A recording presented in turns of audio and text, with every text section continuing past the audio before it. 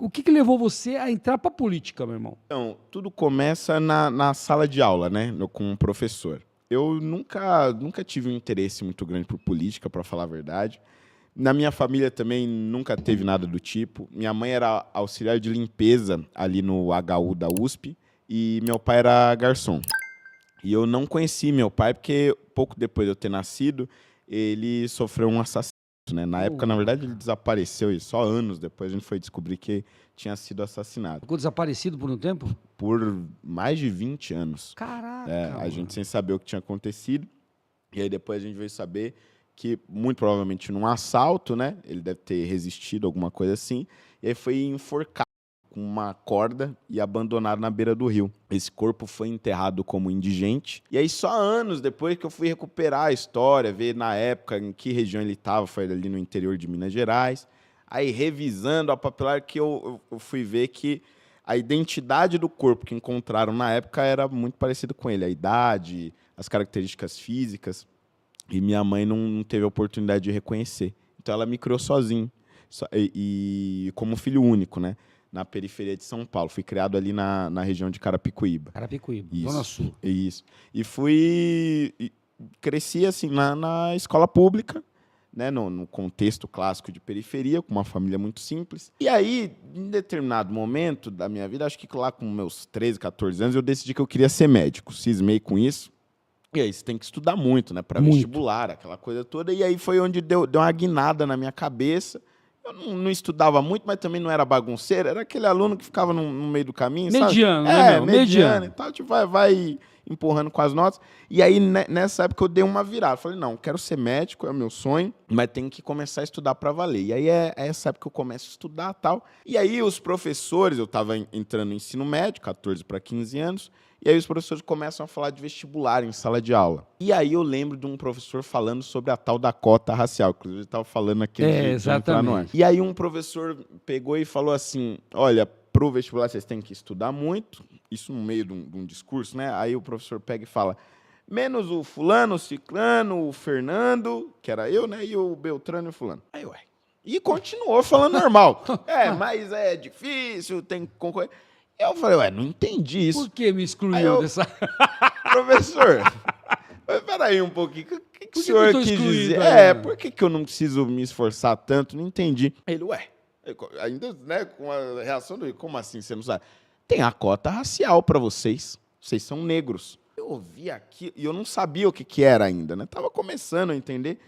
E eu, não, mas como assim cota? Não, tem vagas separadas só para vocês, porque vocês são negros. Aí eu, mas por que isso? Ué, como assim por quê?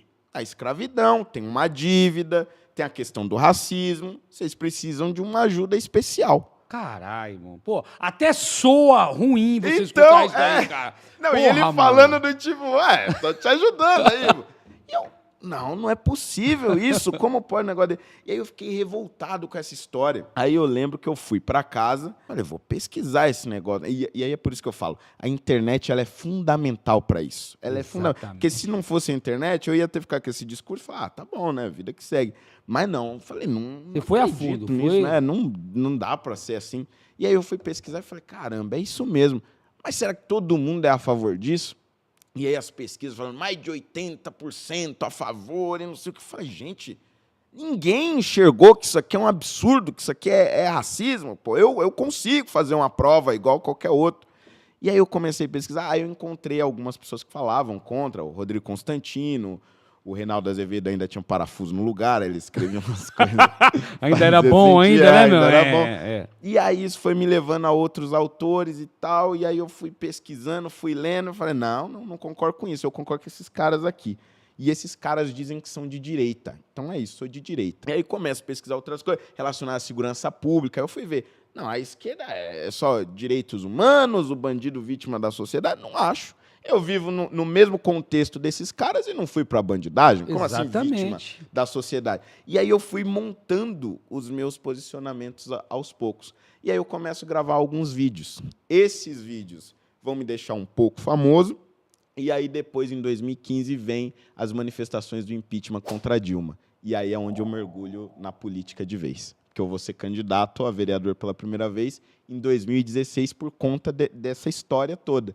As pessoas vão começar a me reconhecer como, primeiro, o líder um dos líderes dos protestos contra a Dilma, mas também como um negro de direita e contra as cotas raciais. Que era vamos dizer assim, era uma novidade, né? Naquela época não tinha ninguém na praça. Um negro de direita que é contra as cotas raciais, isso daí naquele tempo era... Ninguém tinha essa coragem que você teve. Exatamente. Às vezes a gente fica até meio assim de falar, por exemplo, uma pessoa que é branca, falar isso daí... Já fica... não, mas aí você, né, mano? Você sendo negro, aí fica de boa, porque ninguém vai... não, mas por que você tá falando isso? Cara, eu sempre achei isso um absurdo. Porque, mano, eu penso assim, eu não sei se você pensa igual a mim, eu já vi que você pensa, mas eu penso assim, cara, não existe racismo maior do que esse. Exato. Tipo assim, você não tem capacidade, então eu vou dar uma força pra você. Foi o que você falou. Deixa eu te dar uma ajudinha aqui, porque você não consegue. Tipo, isso é extremamente ofensivo. E o que mais me chocou, e eu acho que essa história fica na minha cabeça mesmo, é porque o professor ele estava falando como algo positivo. Ele estava falando, não, mas é para te ajudar. Eu ficava assim, não é possível que esse cara tá falando isso. Não é possível, eu não concordo. Não é possível. E de lá para cá, contra a cota racial tem sido a minha pauta principal. E aí também pelo seguinte, acho que pelo fato de eu ter convivido, ter crescido na favela, eu vi que assim, tinha muita gente branca que estava em condições piores do que as minhas. Exatamente. Tinha aluno branco, tinha um um colega meu na escola, que ele era branco, loiro, dos olhos verdes. Ele não tinha o que comer em casa. Quer dizer, ele ia para a escola por causa da merenda. É que nem um amigo meu que trabalhou comigo na polícia, que a gente falava que era uma piscina na favela. Os olhos. É isso. Fala, meu, seus olhos é uma piscina na favela, né, meu? Porque o cara é pobre, mas tinha os olhos bonitos, né, meu pai? Então, vai azulzão, verde. E, então, tipo assim, esse cara precisava também.